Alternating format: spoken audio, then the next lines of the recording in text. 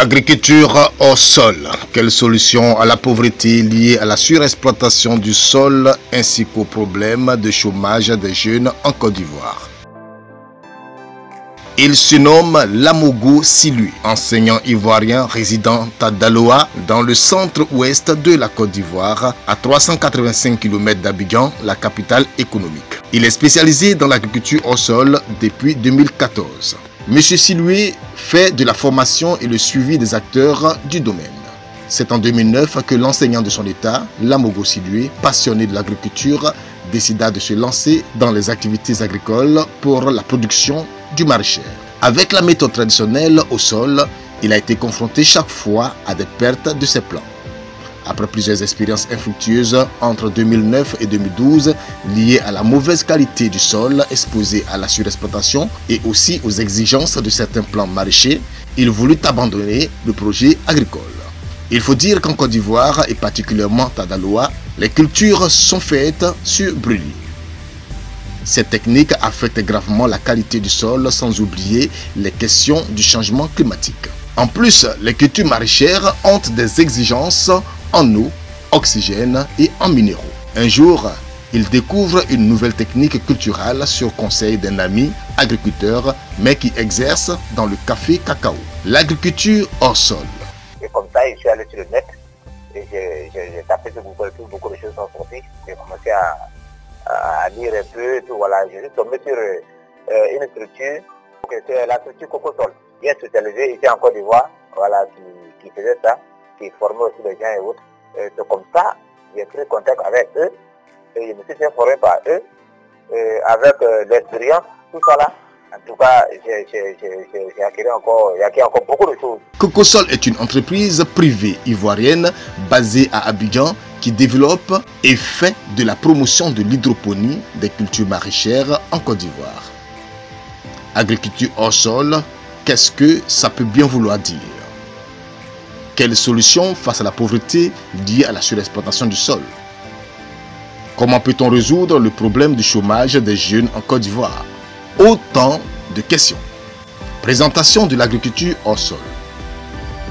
Le terme hydroponie provient du latin hydro, en référence à l'eau, et ponos, travail, autrement dit, le travail par l'eau. L'idée de l'agriculture hors sol est directement tirée des méthodes péruviennes où les peuples vivant au bord des lacs de haute montagne cultivaient leur potager à la surface de l'eau. De même pour les Aztèques qui établissaient des radeaux dans des marécages afin d'y jardiner depuis avant le 19e siècle. C'est au 19e siècle que la culture hydroponique fut découverte dans le cadre des recherches réalisées par le scientifique allemand Lipzig afin de découvrir de quoi se nourrissaient les plantes. Cette méthodologie consistait à établir les mécanismes de l'absorption racinaire des éléments minéraux et pour étudier le fonctionnement des plantes. Cependant, au cours des dernières décennies, cette méthode s'est largement répandue. Elle est devenue indispensable dans la production végétale, notamment florale, maraîchère et fruitière. C'est une des cultures où les végétaux effectuent leur cycle complet de production sans que le système racinaire ait été en contact avec leur environnement naturel qui est le sol. Les racines sont ainsi continuellement alimentées par un milieu liquide minéral qui est la solution nutritive et qui apporte l'eau, l'oxygène et les éléments minéraux indispensables. Ces éléments minéraux indispensables sont au nombre de 12. 6 éléments majeurs et 6 éléments mineurs. Parmi les éléments majeurs, l'on distingue entre autres l'azote, le phosphore, le calcium et parmi les éléments mineurs, appelés encore oligo-éléments, se trouvent le fer, le zinc, etc. Les besoins respectifs en ces éléments peuvent être variés en fonction de la culture, de la variété et du stade de développement, mais l'absence d'un seul d'entre eux conduit à la mort du végétal. Cette technique culturelle est donc une des solutions pour décompresser les effets liés à la déforestation et à la dégradation des terres qui sont des menaces majeures pour l'économie et les agricultures qui représentent 68% de la main-d'œuvre en Côte d'Ivoire, qui a l'un des taux de déforestation les plus élevés au monde. Les sols sont dégradés car les arbres sont abattus pour cultiver la terre et les champs sont brûlés. Le couvert forestier du pays a diminué à 34 millions d'hectares en 2015 contre 7,9 millions dans les années 1900, soit près de la moitié de ce qu'il était. Les experts en agriculture affirment que la faible fertilité des sols est directement la cause principale de la faible productivité agricole, la pauvreté rurale et de l'insécurité alimentaire, car il est difficile de cultiver des terres dégradées. L'insécurité alimentaire et la pauvreté, à leur tour, peuvent entraîner une migration des campagnes vers les villes et une augmentation des factures d'importation des produits alimentaires. La dégradation des sols est donc une énorme menace pour l'avenir des communautés rurales. La culture au sol est un palliatif à ces menaces. Il s'agit de la culture de plantes sur des supports inertes et stables. Donc, pour faire plus simple, on cherche à cultiver des spéculations qui peuvent être des légumes sur un substrat qui a été reconstitué. Il ne s'agit pas naturellement du sol, mais il s'agit d'un substrat constitué de balles de riz, de fibres de coco ou de tout autre matériau qui soit hors du sol. Tout ce qui est agriculture hors sol, ou bien même qu'on appelle chez nous agriculture verticale, fait partie également des mécanismes d'adaptation. On est déjà là-dessus, on le fait dans pas mal de pays. Par exemple, dans les pays îles insulaires, que je coordonne aussi, comme par exemple au Cap-Vert, tu vois, il n'y a pas de disponibilité de la terre, c'est des roches. Et donc, il y a beaucoup de l'hydroponie qu'on fait là-bas comme mécanisme d'adaptation. Donc, tu n'as pas besoin de grandes surfaces et tu vas bien produire. Ça peut être également dans des bâtiments ou bien sur des maisons, etc. À l'origine, c'est une culture qui était pratiquée avec les Aztèques aux Amériques dans les années 1600. C'est une culture que ces populations, ces peuplements réalisaient sur des plans d'eau. On pourrait l'appeler l'aquaponie. Et après, dans l'évolution, il y a eu certaines publications, dont la première en date, c'est celle qui a été faite, délivrée en Allemagne par M. Bacon en 1627. Et la culture de l'hydroponie telle que nous le concevons ici nous vient de l'Allemagne. Il faut dire que la technique allemande de l'hydroponie utilise uniquement de l'eau et des nutriments chimiques pour cultiver les plantes. L'aquaponie pratiquée dans les Aztèques est un processus de production alimentaire. Il combine l'aquaculture traditionnelle et la culture hydroponique. Les animaux et les plantes d'un système aquaponique ont une relation symbiotique. En effet, les plantes utilisent les influences des animaux aquatiques comme aliments. En retour, ces plantes purifient l'eau pour les animaux aquatiques. L'importance du hors-sol. Selon des experts en agriculture, l'extension régulière des surfaces consacrées aux cultures au sol résulte d'un bilan en faveur de cette technique qui apporte une série d'améliorations pour l'agriculteur telles que l'économie d'eau et d'engrais minéraux.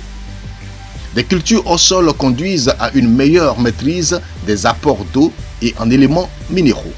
En comparant la quantité d'eau nécessaire pour obtenir 1 kg de produit à partir d'une culture de plein champ à celle utilisée avec une culture hydroponique, l'économie réalisée par cette dernière peut atteindre 90 à 95% des apports d'eau. Ainsi, les cultures au sol ont permis de développer des activités horticoles dans des régions où l'eau est un facteur limitant. On évite ainsi les pertes par diffusion dans le milieu naturel. De même pour les engrais minéraux, les techniques de culture au sol conduisent aussi à une économie importante puisque les apports sont calculés en fonction des besoins et qu'il n'y a pas de stockage au niveau du sol. En réalité, l'économie réalisable va dépendre du choix de la technologie utilisée.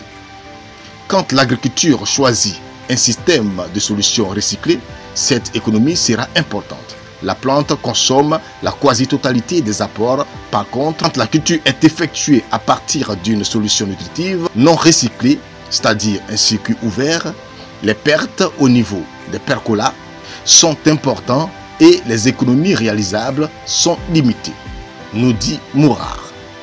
La simplification des techniques culturelles.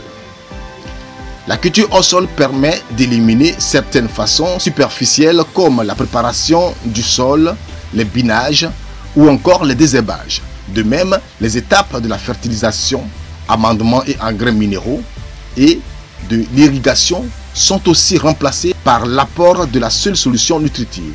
En outre, cette technique facilite considérablement le travail du producteur qui, en installant sans contrainte l'ensemble du système, peut s'affranchir facilement de la lourdeur des opérations au niveau du sol. L'élimination des problèmes liés à la pauvreté du sol.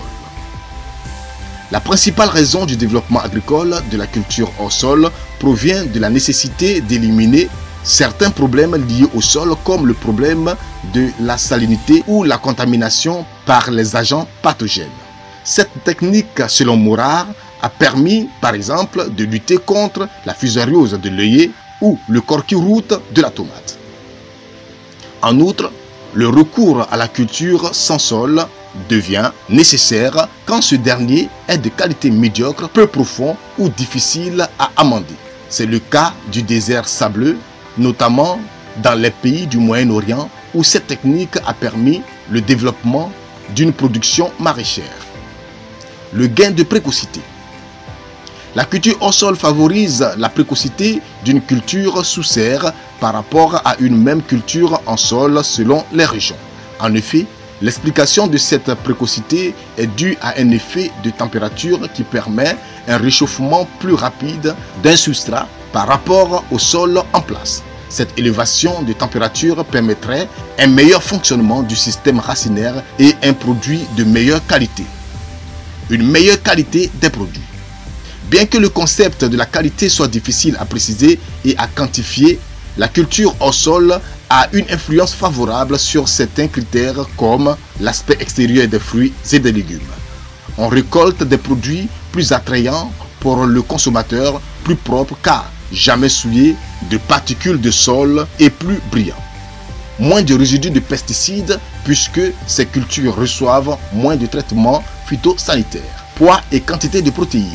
Pendant la période de récolte, certaines études ont montré que les mesures de différents paramètres représentant la qualité des fruits de tomates cultivés en sol, fumure minérale ou amendement organique ou en hors-sol montrent qu'aucune différence significative ne peut être attribuée à la technique culturelle et la comparaison est même favorable à la culture au sol qui augmenterait le contenu en protéines. L'augmentation de rendement. Les rendements obtenus en utilisant cette technologie sont en général plus élevés que les cultures en plein sol. En effet, quand la fertilité d'un sol de serre n'est pas optimale, la culture au sol donne toujours des rendements supérieurs. De même, lorsque les conditions d'alimentation hydrique et minérale du sol ne sont pas bonnes, le passage en culture au sol apporte à l'agriculteur une certaine garantie en limitant les risques de stress nutritionnel, carence, déficience, toxicité. En outre, les cultures au sol permettent d'augmenter très sensiblement l'occupation du volume utile de la serre car elles autorisent une meilleure utilisation. De la surface avec l'utilisation des pratiques mobiles, il est possible de gagner jusqu'à 10% de la surface. Avec 250 mètres carrés, on peut se trouver avec une histoire de 1700 pieds. C'est-à-dire, nous mettons deux pieds dans un sachet. Voilà, deux pieds dans un sachet avec des lignes d'une ligne à une autre, avec un espace bien important pour qu'il y ait une bonne oxygénation. Maintenant, si c'est fait ainsi, vous allez voir que parce que nous avons 850 sachets, voilà, il faut reconnaître que nous avons 850 sachets, deux par sachet, ça fait qu'on a 1700 plants. Et 1700 plants, si un plant nous donne qu'on appelle ça 3 kilos, bien allons-y, bon moi souvent quand je fais ça, j'essaie de diminuer un peu, hein, je leur dis bon allons-y à 2 kilos ou bien 1,5 même. Donc du coup sur les 250 mètres carrés, on peut se retrouver avec peut-être 3 ou bien 2 tonnes. Voilà. Maintenant, si on nous prend le kilo à 500 francs par exemple, 500 francs, calculez, vous voyez ce que ça fait. 500 francs, qu'on appelle ça le kilo, avec 5 tonnes, je crois bien qu'on se tire avec 5 bâtons. Voilà aussi un grand avantage aussi du hors-sol.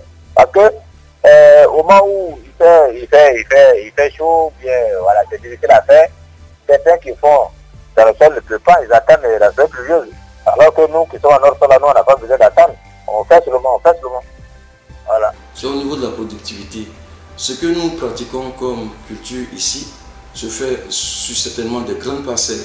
Ce sont des grandes parcelles avec des petits rendements. Et je veux dire, les statistiques donnent par exemple en termes de rendement 5 tonnes, 10 tonnes plus précisément par hectare dans le plein champ. Le plein champ, c'est la culture sur des grandes parcelles dans des méthodes culturelles traditionnelles. Mais en culture hors sol, donc on a une forte productivité avec un système de contrôle d'irrigation. On comprend aisément qu'alors que sur un espace de 250 m² en hydroponie, l'on a une production de 5 tonnes, un hectare en plein champ ne produit que les mêmes 5 tonnes, soit 0,125 tonnes pour les mêmes 250 m². L'impact socio-économique de l'agriculture au sol. Ça dépend aussi de la période. Si nous sommes dans une période où le prix est important, en tout cas le premier coup, à la première vente, là, c'est-à-dire au premier cycle là, de tomates, tu peux vraiment rentabiliser. Maintenant, si le prix n'est pas important, le prix est un peu bas, vous allez voir que dans un premier temps, si vous allez amortir une grande partie, et c'est au deuxième cycle que vous amortissez tout, c'est fini. Toute la Côte d'Ivoire, à l'instar d'Abidjan, est en train de s'urbaniser. Donc il faut moderniser nos pratiques en espérant produire de forts rendements sur de petites surfaces. Nous prenons l'exemple d'Abidjan. Vous voyez que la zone de Benjerville, qui était originellement connue dans les années 90-80 pour la production de tomates, dans la zone d'Akwedo, s'est fortement urbanisée. Donc la question qui se pose, c'est comment, j'aime bien cette citation, comment conjuguer l'extension des grandes villes, des grandes agglomérations avec les contraintes du développement de l'agriculture. Il faut dire qu'en Côte d'Ivoire, plus de la moitié de la population vit en ville et cette proportion devrait atteindre les 2/3 d'ici 2050, notamment à Abidjan qui devrait passer à 10 millions d'habitants selon la Banque mondiale. Les difficultés rencontrées dans la gestion du secteur. L'investissement dans l'agriculture au sol est certes rentable, mais comme dans tous les secteurs d'activité, l'hydroponie exige quelques défis. Aujourd'hui, il y a beaucoup de jeunes même qui viennent vers moi, et surtout ceux qui font le BTS en agriculture là. Il y en a aussi qui viennent, je les forme, ils font leur stage chez moi et puis ils retournent. Mais quand ils finissent comme ça, bon, ils veulent s'installer à leur propre compte, mais ils n'arrivent pas parce que notre petit inconvénient qui est là, hein, il y a beaucoup d'avantages dans le hors-sol, le petit inconvénient que le premier coût d'installation est peu élevé. Dans les pratiques occidentales et européennes, les abris sont métalliques et ce matériau n'est pas très cher.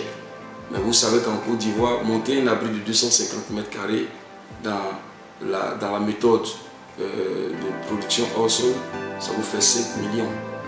Donc, je parlais du défi, il faut pouvoir adapter ces réalités-là à notre terroir.